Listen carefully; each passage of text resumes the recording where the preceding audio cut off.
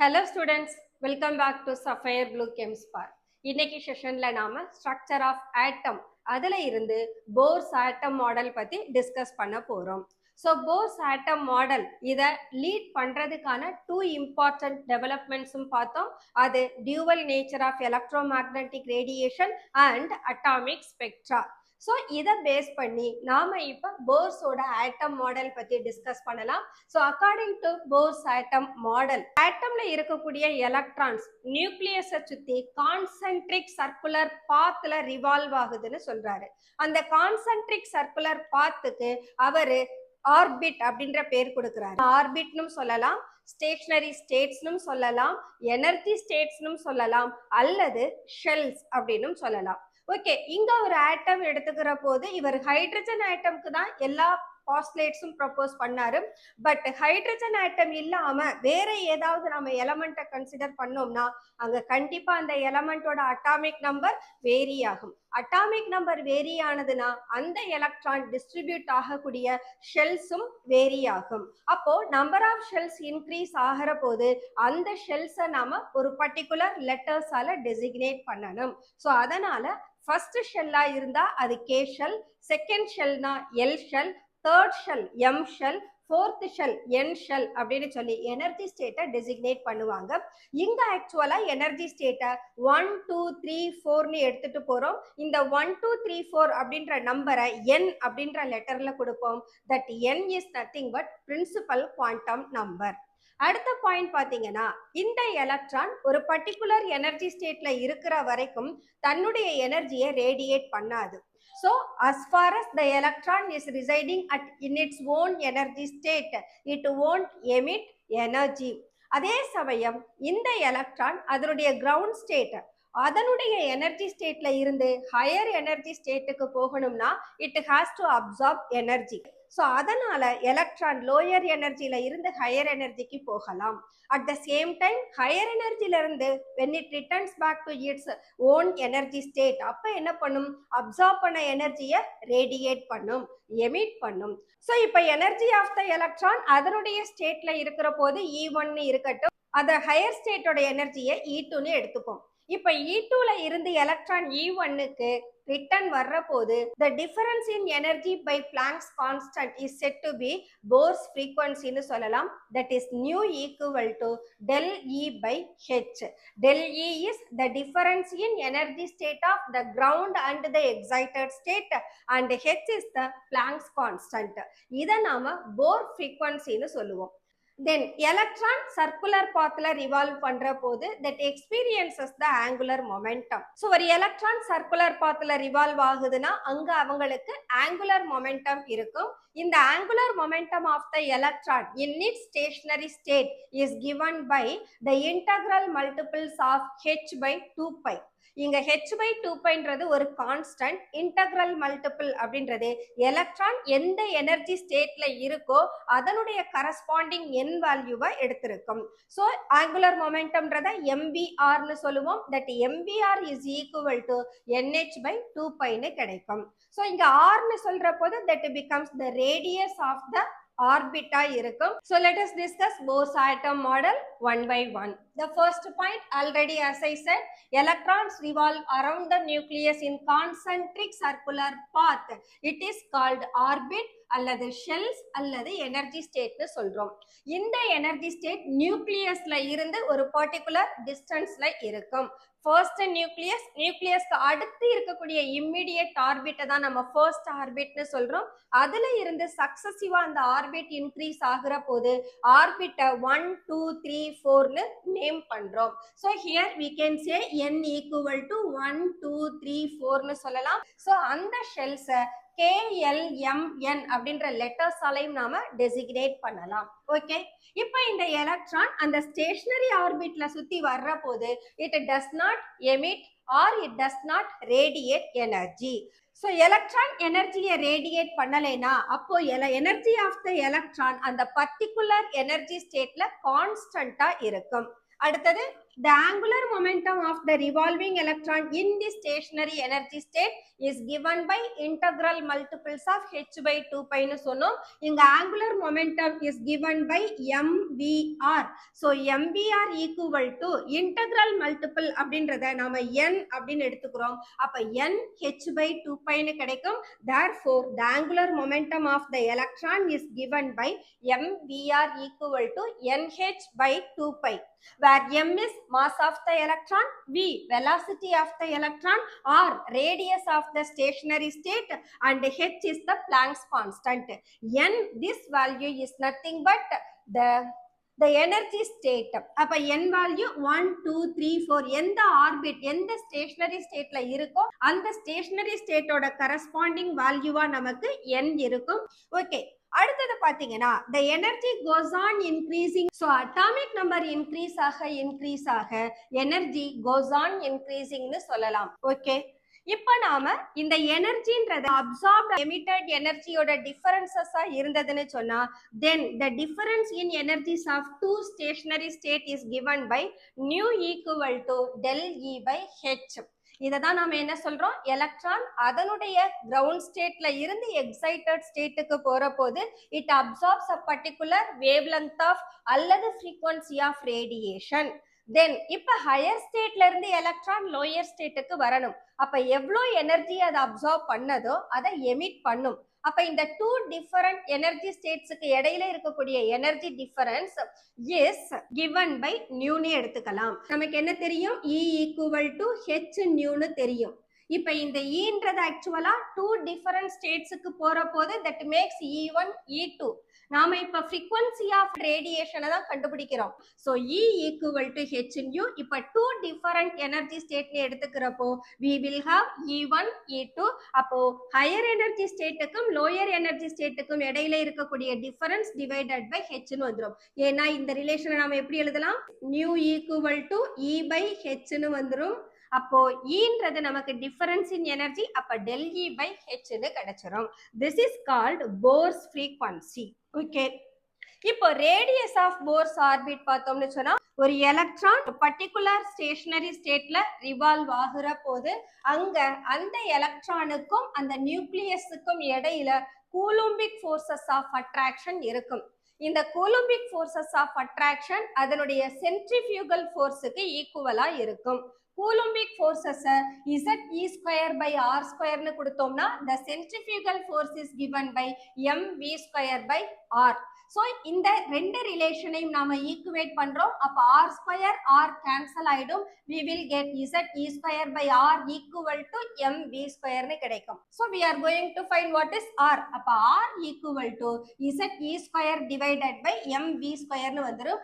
this is what the radius which is obtained from the relation of Coulombic forces and centrifugal force. okay, இப்போ போரோட பாஸ்லேட்ஸ்ல இருந்து நமக்கு என்ன தெரியும், இந்த angular momentum of the electron mvr is integral multiples of h by 2 pi னு தெரியும்.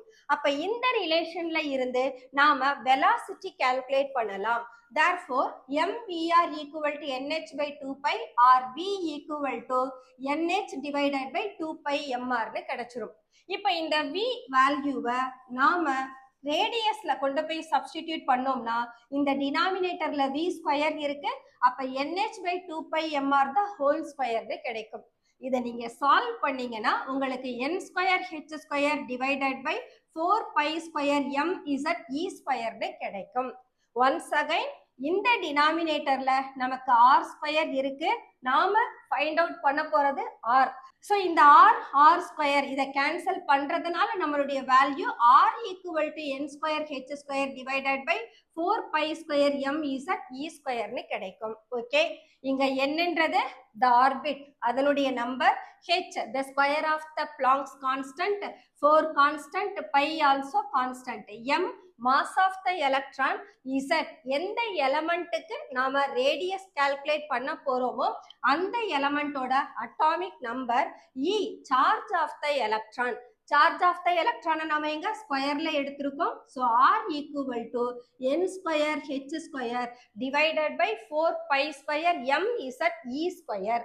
இதுல இருக்கக்கூடிய கான்ஸ்டன்ட்டுக்கெல்லாம் நாம வேல்யூ சப்ஸ்டிடியூட் பண்ணோம்னா this value is equal to 0.529 into n square Armstrong unit.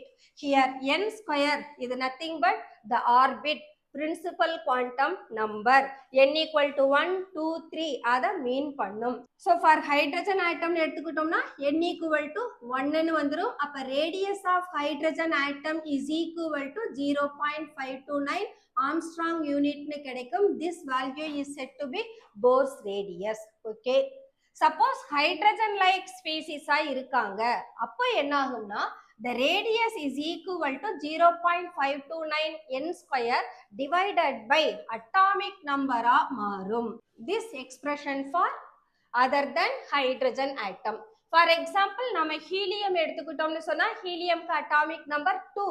அப்ப 0.529 n equal to 1 ன்னு இருக்கட்டும். அப்ப 1/2. அப்ப 1/2 0.529 cancel பண்ணோம்னா we will get 0.2645 ன்னு கிடைக்கும். அது அந்த ஹீலியமோட ரேடியஸா இருக்கும். அந்த பிரின்சிபல் குவாண்டம் நம்பர் இன்க்ரீஸ் ஆக ரேடியஸ் இன்க்ரீஸ் ஆகும். சோ இந்த ரிலேஷனை யூஸ் பண்ணி நாம டிஃபரண்ட் ஆட்டம்ஸோட ரேடியஸ் கால்குலேட் பண்ணலாம். Okay, the next one, energy of electron in Bohr's nth orbit. ஒரு எலக்ட்ரான் nth ஆர்பிட்ல இருக்கிறதா கன்சிடர் பண்ணிப்போம். அப்ப அந்த எலக்ட்ரானுக்கு எனர்ஜி என்னவா இருக்கும்னா this is the sum of its kinetic energy and potential energy. எலக்ட்ரானோட கைனடிக் எனர்ஜி, ஆக்சுவலா kinetic energy is half mv square. இதை நாம ஒரு எலக்ட்ரானுக்கு எடுக்கிற போது that becomes equal to half z e square by r ன்னு மாறும். இங்க zன்றது atomic number, e charge of the electron, r is radius. So kinetic energy of the electron is given by half z e square by r. இதே அந்த எலக்ட்ரானோட potential energy is minus z e square by r. இங்க பாத்தீங்கன்னா kinetic energy z e square by 2r ன்னு இருக்கு, potential energy minus z e square by r ன்னு இருக்கு. இப்போ நமக்கு டோட்டல் எனர்ஜி கைனெட்டிக் எனர்ஜியையும் பொட்டன்ஷியல் எனர்ஜியையும் ஆட் பண்ணணும். ஆட் பண்ணோம்னா we will have half z e square r minus z e square by r ன்னு கிடைக்கும். ஸோ இதுக்கு நீங்க LCM பாத்தீங்கன்னு சொன்னா இது உங்களுக்கு z e square minus 2z e ஸ்கொயர்னு கிடைக்கும். இதுல டிஃபரன்ஸ் பார்த்தோம்னா minus z e square by 2r ன்னு கிடைக்கும். This is what the total energy of the electron in its nth orbit. அப்போ இங்க total energy is given by this is. இந்த எக்ஸ்பிரஷன்ல we have the radius term. So இந்த ரேடியஸ்க்கு பதிலா we can substitute this value. R equal to என்ன தெரியும்? n square h square by 4 pi square m z e square. இதை இங்க நீங்க substitute பண்ணீங்கன்னா உங்களுக்கு energy of the electron, that is the total energy of the electron, it becomes 2 pi square. இந்த 4 இந்த 2 cancel ஆயிடும். அப்ப 2 pi square m z square e power 4 divided by n square h square ன்னு கிடைச்சிரும். இங்க நாம ரேடியஸ் இங்க தான் சப்ஸ்டிடியூட் பண்றோம். சோ இந்த வேல்யூ r இங்க சப்ஸ்டிடியூட் பண்ற போது டினாமினேட்டர்ல இருக்கிறவங்க நியூமரேட்டருக்கு போயிருவாங்க, நியூமரேட்டர்ல இருக்கிறவங்க டினாமினேட்டருக்கு வந்துருவாங்க. அப்ப டினாமினேட்டர்ல ஆல்ரெடி we have z, இங்க ஒரு z இருக்கு. சோ z சேர்ந்து z ஸ்கொயர் ஆகும். ரேடியஸ்ல இருக்கிற e ஸ்கொயர், எனர்ஜில இருக்கிற e ஸ்கொயர், இவங்க ரெண்டு பேரும் சேர்ந்து e பவர் 4 ன்னு மாறிடுவாங்க. So total energy of the electron நமக்கு 2 pi square m z square e power 4 divided by n square h square ன்னு கிடைக்கும். This is what total energy. The next one, velocity of the electron. Velocity of the electron is given by v equal to z by n into 2.188 into 10 power 8 centimeter per second. This value is a constant for hydrogen atom. Hydrogen atom oda atomic number 1 and the electron is in its first orbit. அப்போ 1/1 equal to என்னவாயிடும்? இந்த fraction நமக்கு 1 ன்னு மாறிடும். The velocity of electron in hydrogen atom is determined as 2.188 into 10 power 8 centimetre per second. இதை நீங்க மீட்டர்ல எடுத்தீங்கன்னா this will be 10 power 6 metre per second கிடைக்கும். So the velocity of electron in hydrogen atom இவ்வளோ அப்படின்னா நாம வேரியஸ் ஸ்பீசிஸ் எடுக்கிற போது அங்க அட்டாமிக் நம்பர் மாறும். The velocity of the electron is inversely related with principal quantum number. அப்ப principal quantum number vary ஆனதுன்னா velocityயும் vary ஆகும். Now suppose the number of revolution per second அப்படின்னா அது velocity by circumference னு வரும், அல்லது அவங்கள நாம orbital frequency னும் சொல்லலாம். That orbital frequency is given by nu equal to z square divided by n cube. இந்த ரிலேஷன்ஷிப் எல்லாமே நமக்கு நியூமரிக்கல் பர்பஸஸ்க்கு important. So orbital frequency is given by nu equal to square of atomic number divided by the cube of principal quantum number. இப்போ ஃப்ரீக்வன்சிக்கும் time பீரியடுக்கும் ஒரு relation உண்டு. Time period equal to t equal to 1 by nu. அப்போ time period equal to என்னன்னு கிடைச்சிரும் நமக்கு. So we can write t is equal to 1 by nu. Nuக்கு பதிலா z square by n cube substitute பண்ணலாம். Therefore time period is given by n cube by z square. This is t னு எடுத்துக்கலாம். Okay. So orbital frequency is given by nu equal to z square by n cube, whereas time period is given by n cube divided by z square. Okay. For a given element, நாம எந்த எலமெண்ட்டை எடுத்திருக்கோமோ அதுக்கு z value கான்ஸ்டன்டா இருக்கும், but n value change ஆகும். அப்படி change ஆனதுன்னா இந்த velocity n-க்கு inversely related. So for two different ஆர்பிட்டுக்கு நம்ம வெலாசிட்டியை கம்பேர் பண்ணோம்னா அது நமக்கு v1 by v2 equal to n2 by n1 இருக்கும். n இன்க்ரீஸ் ஆக வெலாசிட்டி டிக்ரீஸ் ஆகும். அப்போ for example v1 is greater than v2 is greater than v3னு போகும். So we can write for two different orbit the velocity is given. So n value increase ஆக velocity decrease ஆகுதுன்னு சொல்லலாம். Okay, for a given atomic number velocity எப்படி இருக்கும் அதை நாம compare பண்ணோம்னா for a given orbit of different species the velocity is directly proportional to its atomic number. அப்ப hydrogen, helium, lithium இந்த 3 டிஃபரண்ட் எலமெண்ட்ஸுக்கு நம்ம வெலாசிட்டி ஆஃப் எலக்ட்ரான் பார்த்தோம்னா அட்டாமிக் நம்பர் இன்க்ரீஸ் ஆக வெலாசிட்டியும் இன்க்ரீஸ் ஆகும். அப்போ லித்தியம்ல இருக்கக்கூடிய எலக்ட்ரானோட velocity is greater than helium which is greater than hydrogen வரும். So we can say the velocity of electron in hydrogen is smaller than those in helium which is than those in lithium. This is what the velocity of electron which corresponds to the given orbit or for the given atomic number. Okay, what do you mean by ground state? Ground state அப்படின்றது ஆக்சுவலா the electron which is present at its own energy state. அதை தான் நாம ground stateனு சொல்றோம். இப்போ hydrogen ஆட்டம்ல இருக்கக்கூடிய எலக்ட்ரானோட ground state n equal to 1. அப்ப அந்த first orbit is its ground state இருக்கும். இந்த கிரவுண்ட் ஸ்டேட்ல எலக்ட்ரான்ஸ் இருக்கிற வரைக்கும் அந்த ஆட்டம்ஸ் பாத்தீங்கன்னா மோர் ஸ்டேபிளா இருக்கும்.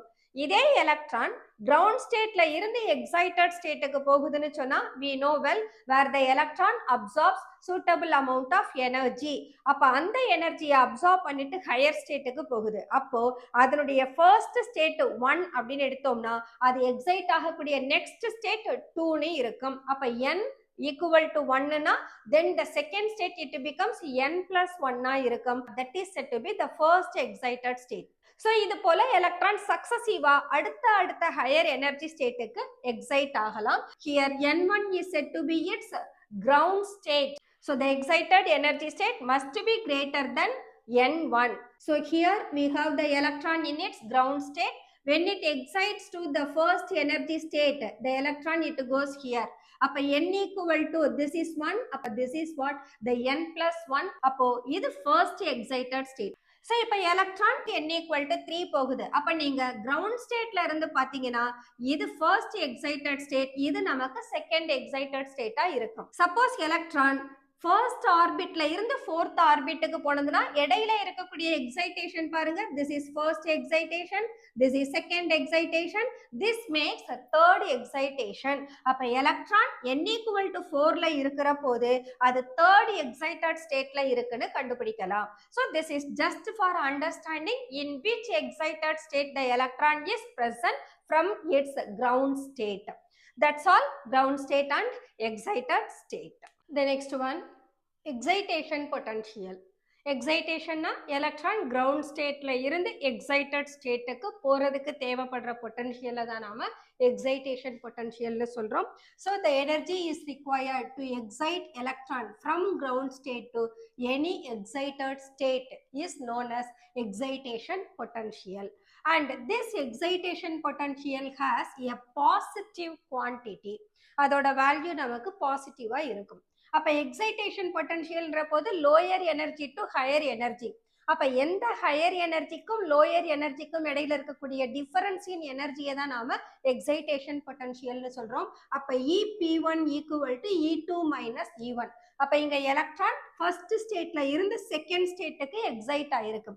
அப்ப செகண்ட் ஸ்டேட்ல அதோட எனர்ஜி என்ன, ஃபர்ஸ்ட் ஸ்டேட்ல அதோட எனர்ஜி என்ன, அந்த ரெண்டு எனர்ஜியையும் நம்ம டிஃபரன்ஸ் பார்த்தோம்னா நமக்கு எக்ஸைட்டேஷன் பொட்டன்ஷியல் கிடைக்கும். ஹைட்ரஜன் ஆட்டம் எடுத்துக்கிட்டோம்னா where the electron is present in its first energy state, அப்ப அது E1. அப்ப அந்த E1 ஈக்குவல் டு எவ்வளோனா 2.18 into 10 power minus 18 joules. இது energy of the electron in its ground state. இப்ப இந்த கிரவுண்ட் ஸ்டேட்ல இருந்து எங்க போயிருக்கு, செகண்ட் ஸ்டேட்டுக்கு போயிருக்கு, அது எக்ஸைட்டட் ஸ்டேட். அப்ப இந்த செகண்ட் எக்ஸைட்டட் ஸ்டேட்டோட எனர்ஜியை நாம கால்குலேட் பண்ணணும். அதுக்கு ஃபார்முலா என்ன, -2.18 into 10 power minus 18 divided by n square. அப்ப n ஸ்கொயர்ன்றப்போ n ஈக்குவல் டு என்ன வேல்யூ 2. அப்ப 2 ஸ்கொயர் நமக்கு 4னு மாறும். அப்ப கிரவுண்ட் ஸ்டேட்ல இருந்து செகண்ட் ஸ்டேட்டுக்கு போற போது அந்த கிரவுண்ட் ஸ்டேட் எனர்ஜியை 4ஆல டிவைட் பண்ணா you will get the energy of second state. அப்ப இது ரெண்டுக்கும் நீங்க டிஃபரன்ஸ் பாருங்க, -0.532 into 10 power minus 18 joules minus 2 point. So in the value minus of -2.18 into 10 power minus 18 வரும். So this becomes the larger value. அப்ப இவங்க ரெண்டு பேருக்கும் நாம கண்டுபிடிக்கிற டிஃபரன்ஸ் எப்பவுமே எப்படிதான் இருக்கும், பாசிட்டிவ் வேல்யூவா தான் இருக்கும். நாம ஃபார் a given ஆட்டம்க்கு கம்பேர் பண்றதுனால அட்டாமிக் நம்பர் அங்க கான்ஸ்டன்டா இருக்கும். So second excitation potential na E3 minus E1 and third excitation potential na E4 minus E1. இப்பதான் நாம excitation எப்படி நடக்கும், first excited state, second excited state, third excited state எப்படி calculate பண்றதுன்னு பார்த்தோம். அதுல இருந்து தான் excitation potential நாம calculate பண்றோம். Okay, the next one, ionization potential. Ionization potential is different from ionization energy. Ionization எனர்ஜின்றது ஆக்சுவலா ஒரு மோஸ்ட் லூஸ்லி பவுண்ட் எலக்ட்ரான், யூஸ்வலா அவங்க வேலன்ஷியல் எலக்ட்ரானா இருப்பாங்க. அந்த எலக்ட்ரானை அதனுடைய வேலன்ஸ் ஷெல்ல இருந்து ரிமூவ் பண்றதுக்கு நீங்க எவ்வளோ எனர்ஜி கொடுக்குறீங்களோ that is called ionization energy. And moreover அந்த ஆட்டம், நாம எந்த ஆட்டம்ல இருந்து எலக்ட்ரானை ரிமூவ் பண்றோமோ அந்த ஆட்டம் அதோட கேஷியஸ் ஸ்டேட்ல இருக்கணும்.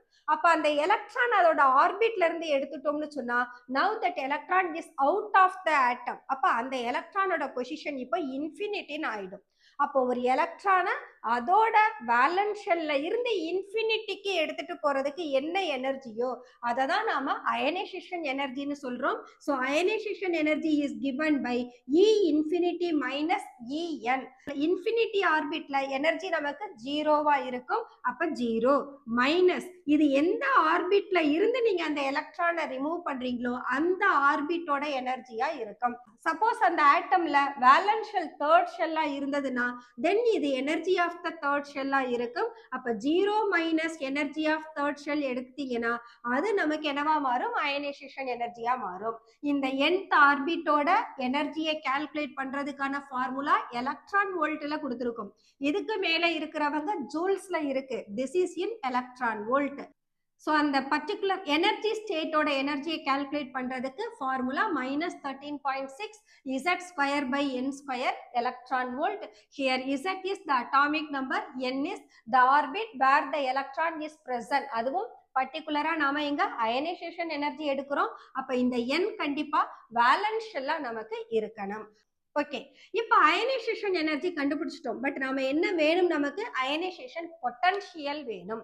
அயனைசேஷன் பொட்டன்ஷியல் வேணும்னா அயனைசேஷன் எனர்ஜியை சார்ஜ் ஆஃப் த எலக்ட்ரானால டிவைட் பண்ணா அயனைசேஷன் பொட்டன்ஷியல் கிடைக்கும். So first ionization energy calculate பண்ணுங்க, அந்த வேல்யூவை E சார்ஜ் ஆஃப் த எலக்ட்ரானால டிவைட் பண்ணுங்க, அயனைசேஷன் பொட்டன்ஷியல் கிடைக்கும். Okay, the next one separation energy. Ionization பொட்டன்ஷியல எலக்ட்ரானை நீங்க வேலன்ஸ் ஷெல்ல இருந்து ரிமூவ் பண்ணீங்க, பட் செப்பரேஷன் எனர்ஜில அதே removal of electron but from any excited state, அதோட கிரவுண்ட் ஸ்டேட்ல இருந்து எந்த எக்ஸைட்டட் ஸ்டேட்ல இருக்கோ அங்க இருந்து நீங்க எலக்ட்ரானை ரிமூவ் பண்றதுக்கு எவ்வளவு எனர்ஜி தர போறீங்களோ அதை நாம செப்பரேஷன் எனர்ஜின்னு சொல்றோம். அப்ப எக்ஸைட்டட் ஸ்டேட்ல இருந்து எலக்ட்ரானை ரிமூவ் பண்ணிட்டோம்னா where the electron is at its infinity. அப்ப இங்க செப்பரேஷன் எனர்ஜியை electron at its infinity minus the energy of the excited orbit அதை நீங்க எடுத்துக்கணும். So this is given by separation energy equal to energy of electron at its infinity minus the electron in its excited state. இதுல solve பண்ணா நமக்கு separation energy கிடைக்கும். Okay, the next one quantization of electronic energy level.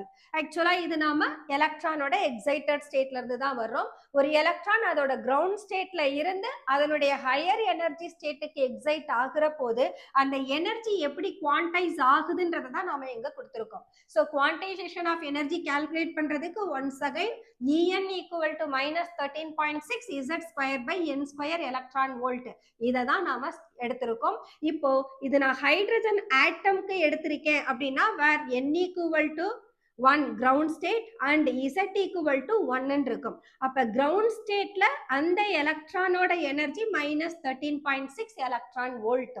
Suppose இது first ஸ்டேட்ல இருந்து second ஸ்டேட்டுக்கு போனதுன்னா தென் இங்க நாம என்ன பண்ணணும், second state N equal to 2, அப்ப minus 13.6 Z equal to 1 divided by 2 ஸ்கொயர்னு கொடுக்கணும். கொடுத்தீங்கன்னா இந்த வேல்யூ நமக்கு கிடைக்கும். இதே போல சக்சசிவ் எனர்ஜி ஸ்டேட்டுக்கு நீங்க வேல்யூ கால்குலேட் பண்ணலாம். நீங்க ஹையர் எனர்ஜி ஸ்டேட் போக போக போக the electron at its 0 electron வோல்ட்ல இருக்கும். அப்போ ஒரு எலக்ட்ரான் அதோட இன்ஃபினிட்டில இருக்கிற போது that possess 0 electron volt அல்லது 0 joules whatever it is, but energy of the electron at its infinity is 0. Okay, the next one spectral evidence for quantization in Bohr's theory. இது ஆக்சுவலா நம்ம அட்டாமிக் ஸ்பெக்ட்ரால டிஸ்கஸ் பண்ணோம். Atomic ஸ்பெக்ட்ரால wave number எப்படி calculate பண்றதுன்னு பார்த்தோம். Wave number is given by r into z square of 1 by n1 square minus 1 by n2 square centimetre power -1 எடுத்துக்கலாம் அல்லது metre power -1 எடுத்துக்கலாம். அதை தான் நாம spectral evidence for quantization in Bohr's தியரின்னு சொல்றோம். So this is given by nu bar equal to 1 by lambda, that is reciprocal of wavelength is nu bar. So இந்த RH of z square தான் நாம r னு எடுத்துக்கிறோம். இந்த z equal to 1 hydrogen ஆட்டமா இருந்தா r value 1.09667 into 10 power 5 centimeter power -1 அல்லது 1.09667 into 10 power 7 per மீட்டர்னு கிடைக்கும். ஸோ பெர் மீட்டர்ல எடுத்தோம்னா 10 power 7 எடுக்கணும், பெர் சென்டிமீட்டர் எடுத்தீங்கன்னா 10 power 5 கிடைக்கும். Then number of spectral lines. Okay, different spectral lines பார்த்தோம். ஹைட்ரஜன் ஆட்டம்க்கு அவங்கள Lyman, Balmer, Brackett, Paschen, Pfund அப்படின்னு கிளாசிஃபை பண்ணோம். ஸோ அப்போ ஒவ்வொரு சீரீஸ்லயும் எத்தனை ஸ்பெக்ட்ரல் லைன்ஸ் ப்ரொடியூஸ் ஆகி இருக்கு அதை கால்குலேட் பண்றதுக்கான formula n of n-1 divided by 2. இங்க n-ன்றது ஆக்சுவலா பிரின்சிபல் குவாண்டம் நம்பர். இங்க n-ன்றது அது எந்த எக்ஸைட்டட் ஸ்டேட்ல இருந்து ரிட்டர்ன் வருதுன்றது. ஃபார் எக்ஸாம்பிள் இப்ப நான் பாமர் சீரீஸ் எடுத்துக்கிறேன் அப்படின்னா bomber series lower energy state to higher energy state is 3, 4, 5, 6 எதுவா வேணாலும் இருக்கலாம். இப்ப தேர்ட் ஸ்டேட்ல இருந்து செகண்ட் ஸ்டேட்டுக்கு எத்தனை லைன்ஸ் ப்ரொடியூஸ் பண்ணும்னா third state n equal to 3, so 3 minus 1 2, 2 3s are 6, 6 by 2 equal to 3 lines produce ஆகுதுன்னு கண்டுபிடிக்கலாம். This is given for number of maximum lines produced from a particular excited state. For example, இப்ப n equal to 5 னு எடுத்துக்கிறேன். n equal to 5ல இருந்து அது ground ஸ்டேட்டுக்கு reach ஆகிற போது எத்தனை ஸ்பெக்ட்ரல் லைன்ஸை ப்ரொடியூஸ் பண்ணும் அப்படின்னா 5 minus 1 by 2 கிடைக்கும். So 5 minus 1 4, 4 5s are 20, 20 by 2 equal to 10. அப்ப எவ்வளவு லைன்ஸ் ஃபார்ம் ஆகும்? நமக்கு 10 லைன்ஸ் ஃபார்ம் ஆகும். n equal to 5ல இருந்து n equal to 1 ரீச் ஆகிற போது so it produces 10 லைன்ஸ்னு கண்டுபிடிக்கலாம். ஓகே, இதே நமக்கு number of spectral lines produced when an electron in the n2 level drops to n1 level. n2ல இருந்து n1க்கு வர்றதுக்கு எத்தனை லைன்ஸ் அது ப்ரொடியூஸ் பண்ணும் அப்படின்னா that is given by summation of n2 minus n1. Suppose let n2 equal to 5 and n1 equal to 1 ன்னு இருக்கட்டும். அப்போ summation of n2 minus 5 minus 1 equal to summation of 4 ன்னு கிடைக்கும். summation of 4 னா நாம 4ல இருந்து 1 வரைக்கும் இருக்கக்கூடிய வேல்யூஸ் ஆட் பண்ணணும். அப்ப இது என்னவா மாறும்? that is equal to 4 plus 3 plus 2 plus 1. So this is equal to 10 lines னு நமக்கு ப்ரொடியூஸ் பண்ணும். ஸோ இந்த ஃபார்முலா எப்போ யூஸ் பண்ணணும்? ஒரு பர்டிகுலர் எனர்ஜி ஸ்டேட்ல இருந்து இன்னொரு பர்டிகுலர் எனர்ஜி ஸ்டேட்டுக்கு டிராப் ஆகிற போது எவ்வளோ ஸ்பெக்ட்ரல் லைன்ஸ் ப்ரொடியூஸ் ஆகுதுன்றதுக்கு இந்த ஃபார்முலாவை யூஸ் பண்ணணும். இது டோட்டலா ஜென்ரலா ஒரு பர்டிகுலர் எனர்ஜி ஸ்டேட்ல இருந்து அது கிரவுண்ட் ஸ்டேட்டுக்கு வர்ற போது எத்தனை லைன்ஸ் ப்ரொடியூஸ் பண்ணோம்னா n of n minus 1 by 2 னு எடுத்துக்கணும். The next one, binding energy. ஆக்சுவலா எலக்ட்ரானை அதனுடைய எந்த எக்ஸைட்டட் ஸ்டேட்ல இருந்து வேணாலும் ரிமூவ் பண்ணலாம். அந்த ரிமூவ் பண்றதுக்கு கொடுக்குற எனர்ஜியை நாம செப்பரேஷன் எனர்ஜின்னு சொன்னோமா? ஓகே, இப்போ நாம ரிமூவ் பண்ணி இருக்கிற எலக்ட்ரான் இன்ஃபினிட்டில இருக்கும். இந்த இன்ஃபினிட்டில இருக்கிற எலக்ட்ரானை ஒரு ஆர்பிட்டுக்கு நாம ஆட் பண்ணணும்னா that energy is said to be binding energy. So இங்க நமக்கு எனர்ஜி ரிலீஸ் ஆகும். ஸோ பைண்டிங் எனர்ஜியை எப்படி டிஃபைன் பண்ணலாம்னா, ஒரு எலக்ட்ரான் அதோட இன்ஃபினிட்டி பொசிஷன்ல இருக்கு. இன்ஃபினிட்டில இருக்கிற எலக்ட்ரானை ஒரு பர்டிகுலர் ஆர்பிட்டுக்கு நாம எடுத்துட்டு போற போது ரிலீஸ் ஆகக்கூடிய எனர்ஜியை தான் பைண்டிங் எனர்ஜின்னு சொல்றோம். So it is given energy released in bringing the electron from infinity to any orbit. ஆக்சுவலா இதுல இருந்து நாம ஒரு நோட் எடுத்துக்கலாம். Principal quantum number n that is given by root of 13.6 divided by binding energy. 13.6 electron volt அது energy of the first state ஆ இருக்கும். so அதை நீங்க binding energy ஆல divide பண்ணா we can have the principal quantum number.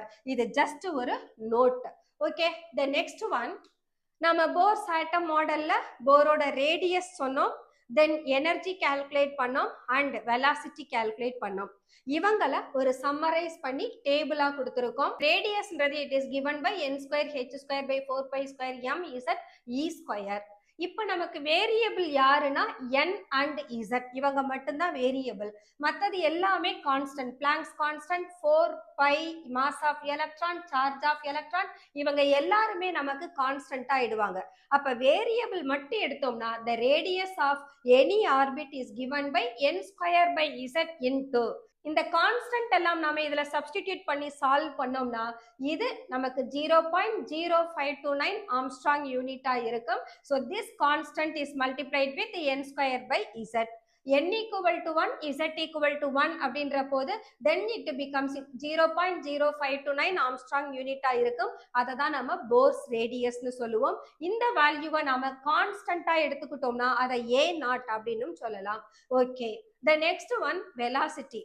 ஒரு எலக்ட்ரானோட வெலாசிட்டியை அதனுடைய particular ஆர்பிட்ல calculate பண்றதுக்கு formula 2 pi z e square by nh. Constant values இதுல சப்ஸ்டிடியூட் பண்ணோம்னா அதோட வேல்யூ நமக்கு 2.188 into 10 power 8 centimeter per second கிடைக்கும். இந்த கான்ஸ்டன்ட்டை வேரியபிள் கூட மல்டிப்ளை பண்ணோம்னா that becomes the velocity of the electron. so v equal to z by n into 2.188 into 10 power 8 centimeter per second. எனர்ஜின்னு எடுத்துக்கிட்டோம்னா டிஃபரெண்ட் யூனிட் இருக்கு.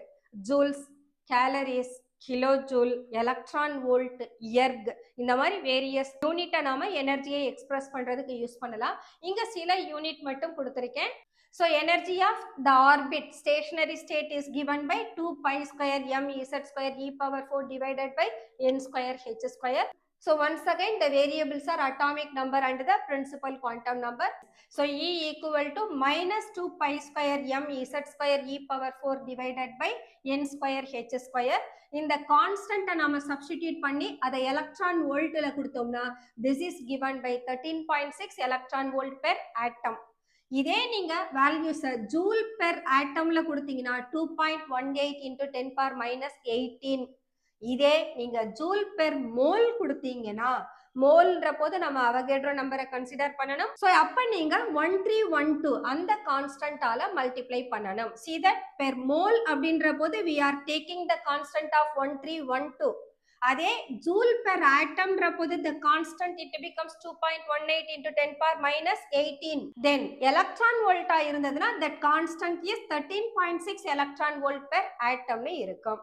கேலரிஸ்ல எடுத்தீங்கன்னு சொன்னா கான்ஸ்டன்ட் 313.6 ஆல மல்டிப்ளை பண்ணணும். But anyhow the energy of the electron is given with negative. so the variables are z square by n square. so அந்த யூனிட்டுக்கு தகுந்தா போல கான்ஸ்டன்ட்டை எடுத்து minus z square by n square ஆல மல்டிப்ளை பண்ணோம்னா energy of the stationary state அல்லது orbit நமக்கு கிடைக்கும். ஓகே, இப்போ எனர்ஜி எடுக்கிற போது we have potential energy, kinetic energy and total energy.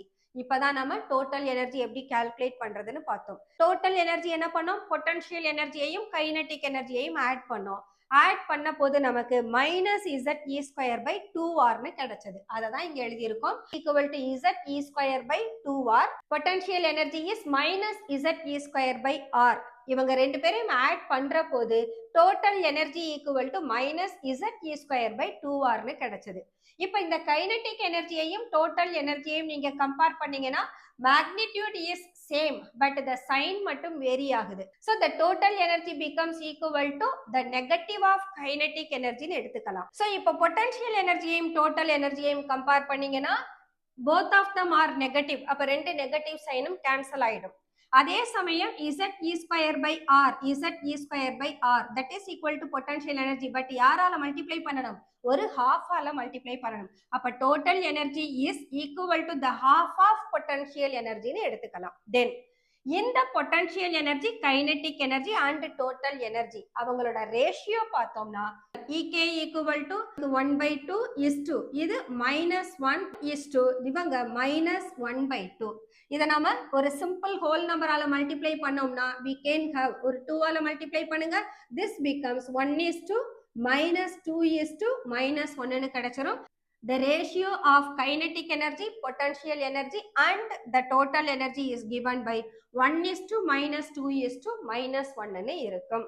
the next one, இந்த யூனிட் கன்வர்ஷன் கொடுத்திருக்கோம். ஒரு electron volt equal to 1.6 into 10 power minus 19 joules. அதே போல ஒரு கேலரி இஸ் ஈக்குவல் டு 4.18 ஜூல்ஸுக்கு ஈக்குவலா இருக்கும். ஸோ கேலரியில கொடுத்திருந்தாங்கன்னா அதை ஜூல்ஸ்ல கன்வெர்ட் பண்ணிக்கலாம். எலக்ட்ரான் வோல்ட்ல கொடுத்திருந்தாலும் அதை ஜூல்ஸ்ல கன்வெர்ட் பண்ணிக்கலாம். கொஸ்டின் நீங்க சால்வ் பண்ற போது ஒரு கேஸ்ல எலக்ட்ரான் வோல்ட்ல இருக்கும், இன்னொரு கேஸ் பாத்தீங்கன்னா ஜூல்ஸ்ல இருக்கும். அப்ப ரெண்டு கேசஸையுமே நாம சேம் யூனிட்ல மாத்தணும். அப்போ நீங்க ஒன்னு எலக்ட்ரான் வோல்ட்டாவும் எடுத்து செய்துக்கலாம் அல்லது ஜூல்ஸ்லயும் மாத்திக்கலாம். That's all Bohr's atom model. இந்த போர்ஸ் ஆட்டம் மாடல்ல இருந்து நாம நிறைய நியூமரிக்கல்ஸ் எக்ஸ்பெக்ட் பண்ணலாம். பைண்டிங் எனர்ஜி, ஆக்சுவலா அதுக்கு நமக்கு ப்ராப்பர் ஃபார்முலா இல்லைனாலும் பைண்டிங் எனர்ஜில இருந்து பிரின்சிபல் குவாண்டம் நம்பர் கால்குலேட் பண்றதுக்கு ஃபார்முலா இருக்கு. Then separation potential, ionization potential and then radius calculate பண்றது, number of spectral lines calculate பண்றது, இது எல்லாமே நமக்கு நியூமரிக்கல் பர்பஸஸ்க்கு வரப்போறது. அதனால இந்த கான்செப்டை கொஞ்சம் தரோவா லேர்ன் பண்ணிக்கோங்க. நிறைய நியூமரிக்கல்ஸ் இதை பேஸ் பண்ணி நீங்க ப்ராக்டிஸ் பண்ணி பாருங்க. ஸோ இன்னைக்கு செஷனை நாம முடிச்சுக்கலாம். ஸோ நெக்ஸ்ட் செஷன்ல நாம இதே சாப்டரை கண்டினியூ பண்ணுவோம். until then, bye bye.